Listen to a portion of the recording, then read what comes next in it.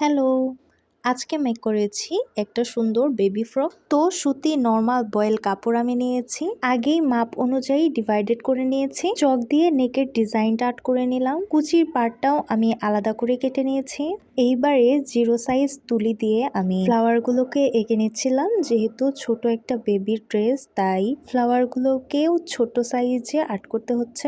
আর এই বেবি ফ্রকটাও কিন্তু আমার ক্লায়েন্টের পছন্দ অনুযায়ী আর্ট করে দিচ্ছিলাম। হোয়াইট কালার ফ্যাব্রিকটাই আমি এখানে ইউজ করেছি। ফ্রকের পুরো এরিয়া জুড়ে আমি এভাবে হোয়াইট কালার ফ্লাওয়ার আর গ্রিন কালার দিয়ে আমি পাতাগুলো আর্ট করে নিয়েছি।